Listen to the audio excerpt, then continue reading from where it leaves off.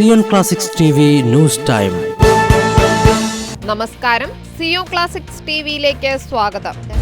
ഒഡീഷയിൽ ആക്രമണത്തിന് ഇരയായ വൈദികരെ സന്ദർശിച്ച് പ്രതിപക്ഷ നേതാവ്. ഒഡീഷയിലെ സംബൽപൂരിൽ ഹിന്ദുത്വവാദികളുടെ ആക്രമണത്തിന് ഇരയായ വൈദികരെ സന്ദർശിച്ച് പ്രതിപക്ഷ നേതാവ് വി.ഡി. സതീശൻ. മഞ്ഞുമല്ലെ ആശുപത്രിയിൽ ചികിത്സയിൽ തുടരുന്ന ഫാദർ ലീനസ് പുത്തൻ വീട്ടിൽ, ഫാദർ സിൽവിൻ കളത്തിൽ എന്നിവരെ സന്ദർശിച്ച് പ്രതിപക്ഷ നേതാവ് രാജ്യവ്യാപകമായി ക്രൈസ്തവർക്കെതിരായ ആക്രമണങ്ങളെ അപലപിച്ചു. ഒഡീഷയിലുണ്ടായ ആക്രമണം സംബന്ധിച്ച് ഞെട്ടിക്കുന്ന വിവരങ്ങളാണ് വൈദികർ വെളിപ്പെടുത്തുന്നത്. സാധനങ്ങൾ കൊള്ളയടിച്ച സംഘം 90 വയസ്സുള്ള വൈദികനെ പോലും ക്രൂരമായി ആക്രമിച്ചു. ഇത് ഒറ്റപ്പെട്ട സംഭവമല്ല.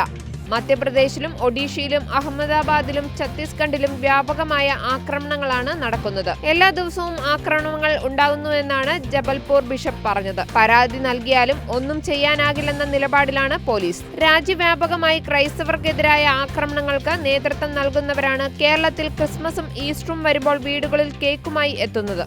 അത്തരക്കാരെ ജനം തിരിച്ചറിയണം. ക്രൈസ്തവർ ആക്രമിക്കപ്പെടുന്ന സ്ഥലങ്ങളിൽ പ്രതിരോധം തീർക്കുന്നതിന് കോൺഗ്രസ് ദേശീയ നേതൃത്വം തീരുമാനിച്ചിട്ടുണ്ടെന്നും പ്രതിപക്ഷ നേതാവ് പറഞ്ഞു.